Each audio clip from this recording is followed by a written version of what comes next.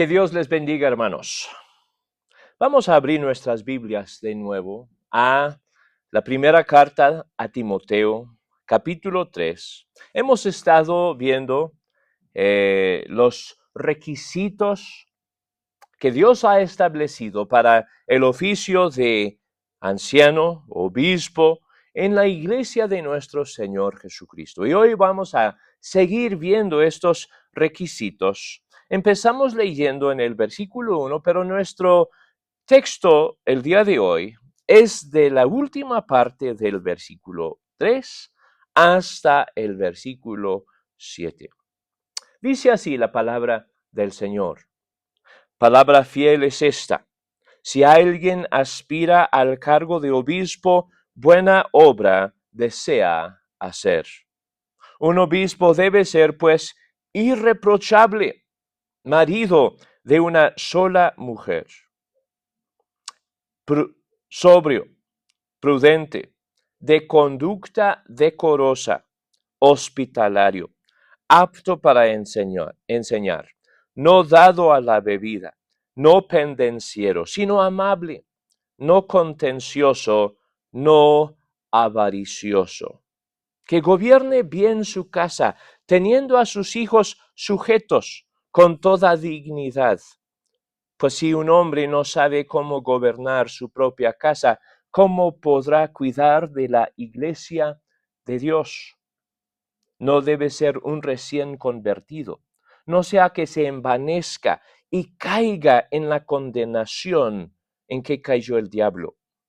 Debe gozar también de una buena reputación entre los de afuera de la iglesia, para que no caiga en descrédito y en el lazo del diablo.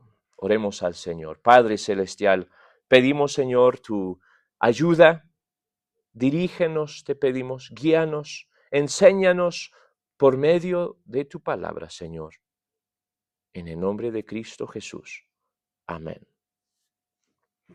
Empezamos con esta palabra avaricioso, no avaricioso, las últimas palabras del versículo 3.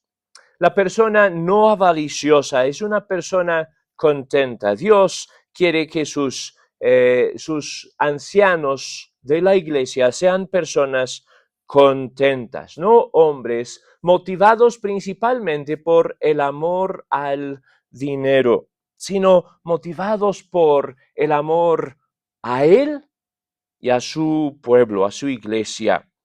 Falta de contentamiento es un gran problema. En este mismo libro, primero de Timoteo, la primera carta a Timoteo, capítulo 6, el versículo 6 dice así: pero la piedad, en efecto, es un medio de gran ganancia cuando va acompañada de contentamiento, porque nada hemos traído al mundo, así que nada podemos sacar de él.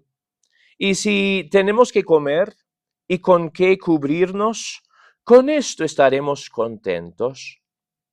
Pero los que quieren enriquecerse caen en tentación y lazo y en muchos deseos necios y dañosos, que hunden a los hombres en la ruina y en la perdición, porque la raíz de todos los males es el amor al dinero, por el cual, codiciándolo algunos, se extraviaron de la fe y se torturaron con muchos dolores. Dios ha revelado aquí en su palabra que el contentamiento es su voluntad para nosotros. El obispo no debe ser motivado por el amor al dinero, sino por el amor a Dios. No sigue a Cristo para los panes. Muchos siguieron al Señor Jesucristo durante los años de su ministerio aquí en el mundo por los panes o por algún beneficio terrenal que ellos creían recibir, y en muchos casos sí recibieron del Señor Jesucristo en su compasión y en su misericordia. Pero el anciano fiel no sigue a Cristo por los panes. Su celo por la religión no está motivado por el amor al dinero. Su celo por Dios no está motivado por el amor al dinero y no convierte a Dios o a la religión en instrumentos para heredar los bienes de este mundo. Como ejemplo negativo tenemos a los fariseos. En Lucas capítulo 20, versículo 45. Lucas 20, 45.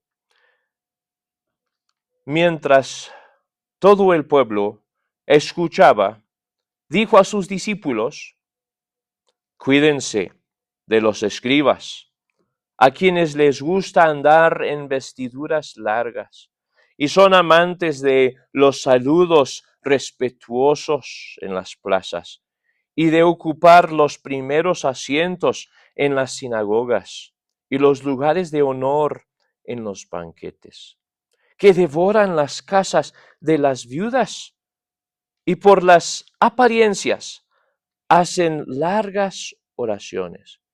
Ellos recibirán mayor condenación. La religiosidad de estos escribas era fingida, no era la verdad en su corazón. Ellos amaban el honor de la gente, el respeto de la gente, y también, al parecer de este texto, querían sacar los bienes de la gente, mientras que aparentaban una tremenda piedad. Y fueron considerados los fariseos, por ejemplo, los más piadosos de su época. Judas es otro ejemplo negativo, el que prefirió el dinero de la bolsa a nuestro Señor Jesucristo y vendió a nuestro Señor por 30 piezas de plata. Y por seguro Demas, otro ejemplo negativo, fue influenciado por el amor al dinero. Cuando el apóstol Pablo dice de él: Demas me ha dejado, habiendo ido a Tesalónica, amando a este mundo.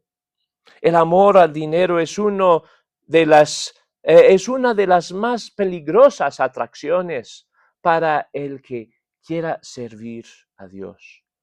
Es una de las más peligrosas atracciones para cualquier cristiano. Es muy peligroso para la vida del anciano. El obispo avaricioso muestra un corazón dividido y dice nuestro Señor Jesucristo: ustedes no pueden servir a Dios y a las riquezas. Nunca se acontenta con lo que tiene. Puede caer en la condenación de un asalariado, haciendo el trabajo del ministerio para un bien económico, listo para acomodar el mensaje a los gustos de otros para provecho propio. Esta es la condenación del asalariado. Cristo es nuestro perfecto ejemplo. Consideramos lo que Cristo hizo por nosotros y vamos a considerar dos ejemplos positivos de Primera a los Corintios, o de Segunda a los Corintios más bien. Segunda a los Corintios, capítulo 8, y el versículo 9 habla del Señor Jesucristo, porque conocen la gracia de nuestro Señor Jesucristo, que siendo rico, sin embargo, por amor a ustedes se hizo pobre, para que por medio de su pobreza ustedes llegaran a ser ricos. Nosotros no podemos imaginar siquiera la tremenda riqueza que tiene nuestro Señor en los cielos. Muchísimo más que aún los más ricos de este mundo. Y el Señor Jesucristo dejó todos los lujos y privilegios de la deidad en el cielo para venir aquí al mundo y servirnos a nosotros, su miserable y rebelde creación. Nos sirvió como nadie más nos podía servir, dando su vida en rescate por nosotros. Nosotros no podemos ni siquiera imaginar la humillación de nuestro Señor Jesucristo al venir aquí al mundo. Y el momento máximo de su humillación fue cuando nuestro Señor Jesucristo dio su vida por nosotros en la cruz de Calvario. Y este hecho, el acto de dar su vida en rescate por nosotros, nos ha enriquecido más de lo que nosotros pudiéramos imaginar, pues somos herederos del cielo y tenemos paz con Dios, somos personas ya reconciliadas con Dios por medio de la gran misericordia del que se hizo pobre para enriquecernos. Nuestro Señor Jesucristo no vino al mundo para ser servido o para recibir algún bien de nosotros, sino nuestro Señor Jesucristo vino para servir y para dar su vida en rescate por muchos. Y luego, segunda los Corintios capítulo 12 y el versículo 15, aquí el apóstol Pablo nos pone el ejemplo de servicio a la iglesia de nuestro Señor Jesucristo sin esperar nada a cambio. Segunda a los Corintios 12:15.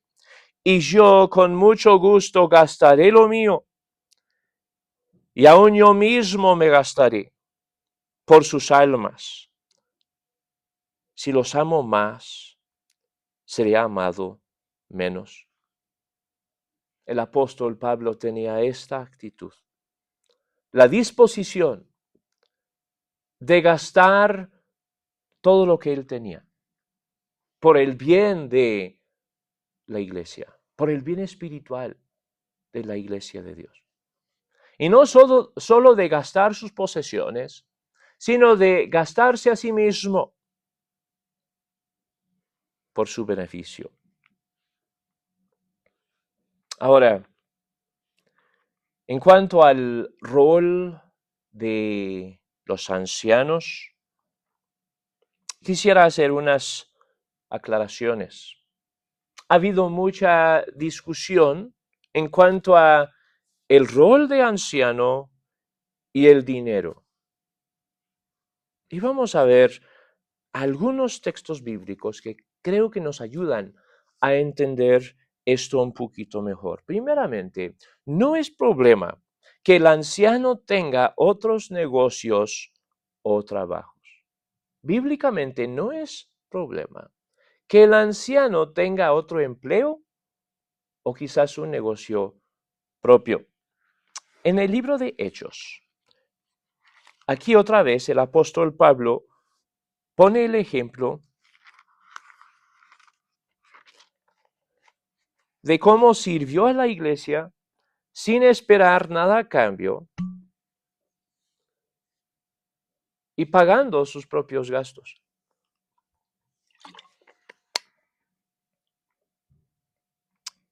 Hechos 18, empezando en el versículo 1. Después de esto, Pablo salió de Atenas y fue a Corinto. Ahí se encontró con un judío que se llamaba Aquila, natural de Ponto, quien acababa de llegar de Italia, con Priscila su mujer, pues el emperador Claudio había ordenado a todos los judíos que salieran de Roma. Pablo fue a verlos, y como él era del mismo oficio, se quedó con ellos y trabajaban juntos, pues el oficio de ellos era hacer tiendas de campaña. Aquí el apóstol Pablo se dedicó a hacer tiendas junto con estos hermanos en Cristo, Priscila y Aquila. Esto nos muestra que no es problema que el anciano tenga otro negocio. Y en el libro de Hechos, capítulo 20, cuando el apóstol Pablo se despide de los ancianos de Éfeso en el pueblo de Mileto, el apóstol Pablo dice lo siguiente en el versículo 34. Ustedes saben que estas manos me sirvieron para mis propias necesidades y las de los que estaban conmigo. Y en la carta a los tesalonicenses, el apóstol Pablo dice que hizo esto para poner ejemplo a la iglesia. No es problema que un anciano tenga otro negocio, un empleo para proveer para sus necesidades. Ahora, otra verdad, es justo que el anciano que gobierna bien reciba remuneración económica por su trabajo. En Primera de Timoteo, capítulo 5, el versículo 17 a 18 dice así: los ancianos que gobiernan bien sean considerados dignos de doble honor, principalmente los que trabajan en la predicación y en la enseñanza. Porque la Escritura dice, no pondrás bozal al buey cuando trilla, y el obrero es digno de su salario. Entonces, es justo también que el anciano que gobierna bien reciba remuneración económica. Pero eso no puede ser el factor que más motiva al obispo. Para terminar esta sección, quisiera considerar en breve lo que dice el apóstol Pablo en 1 Corintios 9, versículos 13 en adelante. ¿No saben que los que desempeñan los servicios sagrados comen la comida del templo? Y los que regularmente sirven al altar, del altar reciben su parte. Así también ordenó el Señor que los que proclaman el Evangelio vivan del Evangelio. Pero yo de nada de esto me he aprovechado. Y no escribo esto para que así se haga conmigo, porque mejor me fuera morir que permitir que alguien me prive de esta gloria. Porque si predico el Evangelio, no tengo nada de qué gloriarme, pues estoy bajo el deber de hacerlo. Pues ay de mí si no predico el Evangelio. Porque si hago esto voluntariamente, tengo recompensa. Pero si lo hago en contra de mi voluntad, un cargo se me ha confiado. ¿Cuál es entonces mi recompensa? Que el predicar el Evangelio pueda ofrecerlo gratuitamente sin hacer pleno uso de mi derecho como predicador del Evangelio. Entonces aquí el apóstol Pablo reconoce que el predicador merece su salario, su recompensa, pero él también dice, me he negado de esto para el bien de ustedes. Que gobierne bien su casa es el siguiente requisito. Regresamos a la primera a Timoteo, el capítulo 3 y el versículo 4. Que gobierne bien su casa, teniendo a sus hijos sujetos con toda dignidad. El anciano debe de tener el liderazgo de su propia casa. Dice el versículo 5, pues si un hombre no sabe cómo gobernar su propia casa, ¿cómo podrá cuidar de la iglesia de Dios? Debe de tener a sus hijos en sujeción. Sus hijos deben de demostrar la fidelidad y la eficacia de su liderazgo espiritual. Claro que no van a ser perfectos. No hay nadie perfecto en este mundo. Y debemos de juzgar estas cosas siempre con amor y con gracia. Pero este hombre sí debe de tener el respeto de sus hijos y liderazgo funcional en su hogar. Si el anciano es hipócrita, ¿quién lo va a saber mejor que su esposa y sus hijos? ¿Quién se va a dar cuenta más pronto? Su familia. Si es hipócrita, y esto se ve primero en su hogar, en la relación que tiene con su esposa, con sus hijos. Este concepto ha motivado a muchos padres, ancianos en la iglesia, a manipular a sus hijos para aparentar una cosa en público, mientras que en privado la realidad es otra. Y esto ha sido muy contraproducente. No es más ni menos que hipocresía. Queremos integridad en la vida de el anciano. Queremos integridad en su vida y integridad en su familia. No queremos ancianos que sean como el sacerdote Elí, que no quiso de verdad corregir a sus hijos,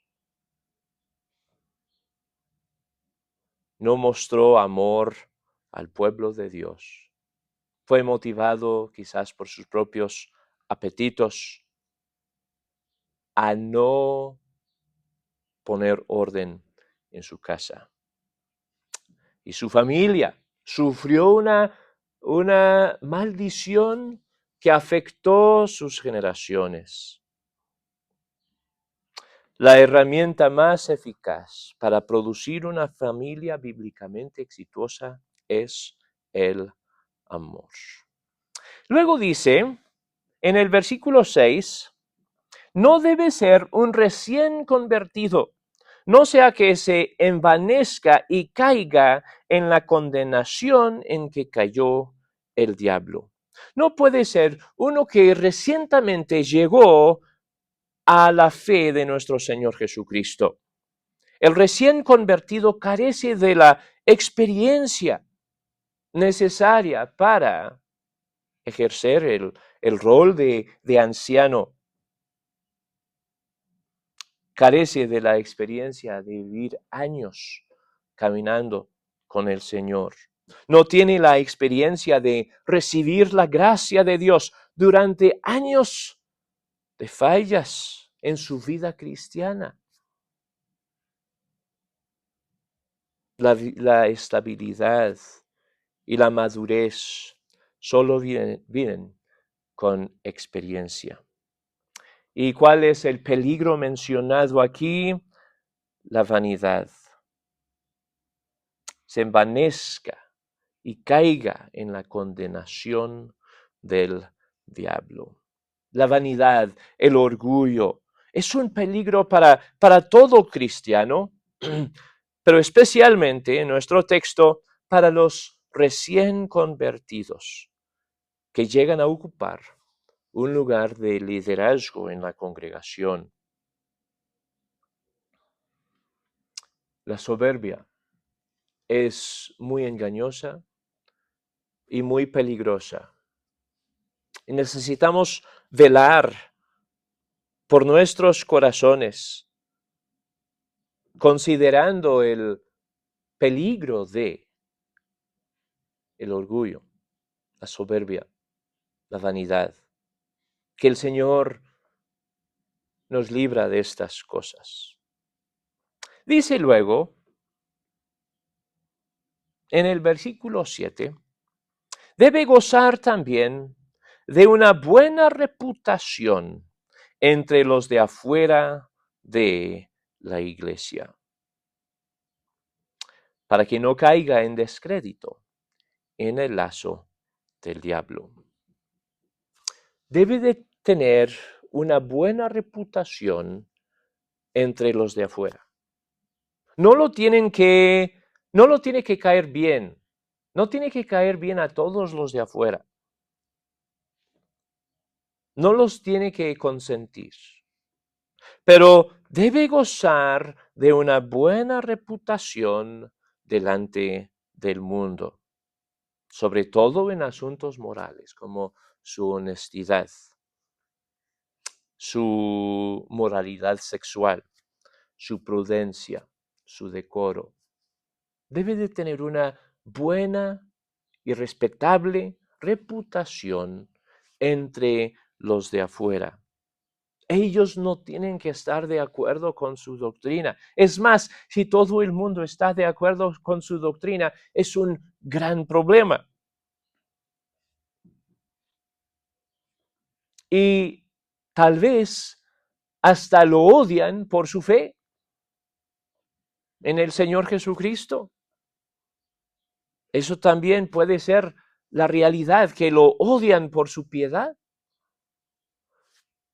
pero debe de gozar de una buena reputación como un hombre fiel, como un hombre honesto, como un hombre que de veras ama.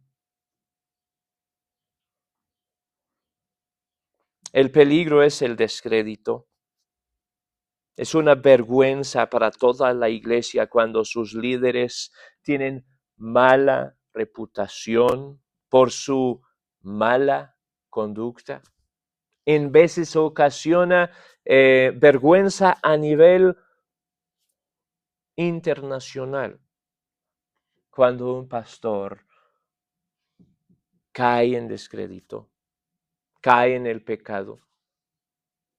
Es mostrado que este pastor fue todo un hipócrita.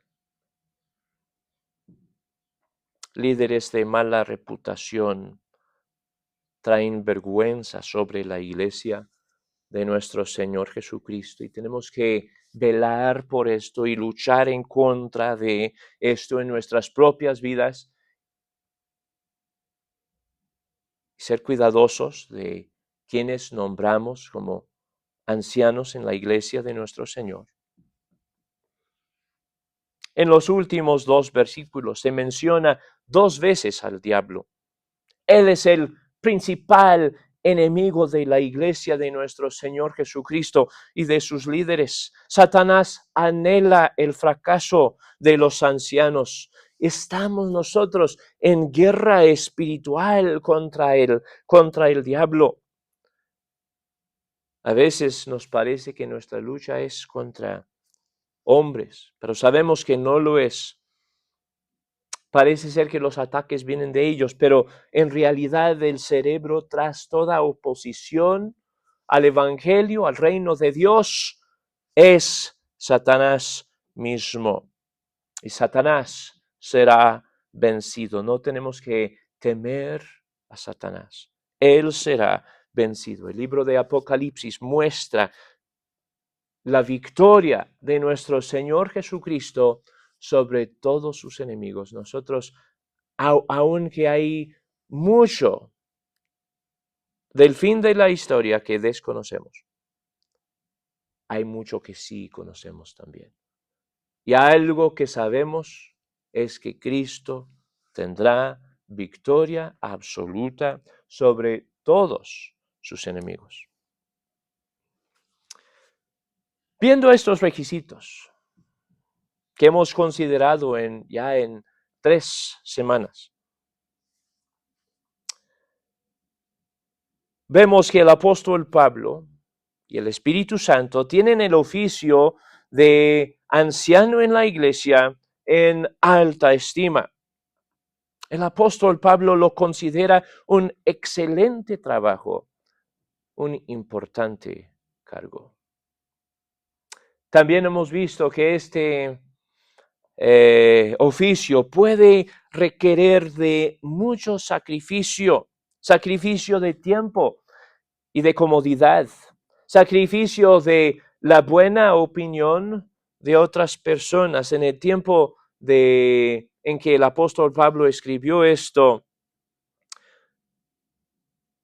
el primer siglo era un tiempo de mucha persecución en contra de la iglesia de nuestro Señor Jesucristo, y el anciano en la iglesia pudiera sufrir aún más la persecución por causa de Cristo. Quizás la remuneración por el trabajo de anciano pastor en la iglesia, de cuidar la iglesia de Dios y de apacentar a su grey. Quizás la remuneración aquí en la tierra será poco o en casos nada. Muchos han servido a la iglesia de nuestro Señor sin recibir sueldo alguno y han servido fielmente durante años. Pero Dios es quien se encarga de dar recompensa a su fiel anciano. La recompensa que Dios dará en la eternidad es mucho superior a cualquier recompensa que uno pudiera recibir en este mundo. El fiel anciano no verá todo el fruto de su trabajo en esta vida. Quizás verá una parte, pero no verá todo el fruto de su trabajo aquí en esta vida. Su recompensa lo espera en el cielo. Y cuando consideramos los requisitos, queremos hombres que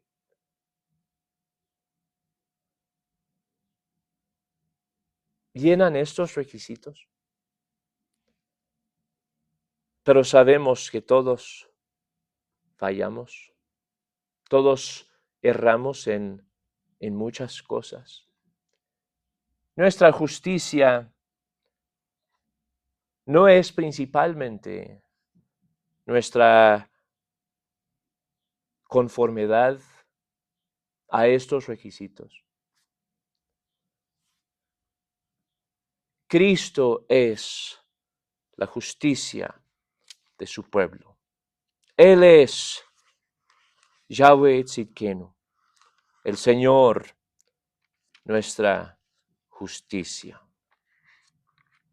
Quisiera terminar con 1 Corintios capítulo 1, versículo 30.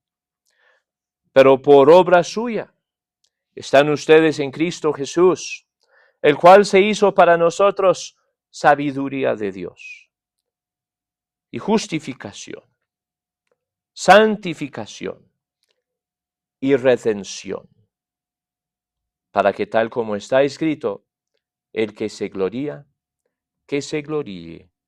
en el Señor. Probablemente todos los ancianos de toda la historia de la iglesia puedan leer esta lista de requisitos y ver formas en que han fallado en todos estos requisitos, en un momento o en otro. Que el Señor nos dé la gracia de crecer en la santidad, diciendo que no a la carne y que sí al Señor Jesucristo. Pero al fin de cuentas, el Señor Jesucristo mismo es la justicia de su pueblo. Y por obra suya estamos de pie delante del Señor, vestidos en la perfecta justicia de nuestro Señor Jesucristo. Oremos al Señor. Gracias te damos, Padre Celestial, por la justicia que tú has que tú nos has dado, Señor, que has depositado en nuestra cuenta a través de la obra de nuestro Señor Jesucristo, la justicia imputada. Y gracias te damos también, Señor, por la justicia práctica que tú estás obrando en la vida de su pueblo, conforme van creciendo en ti. Pedimos, Señor, tu perdón por nuestros pecados.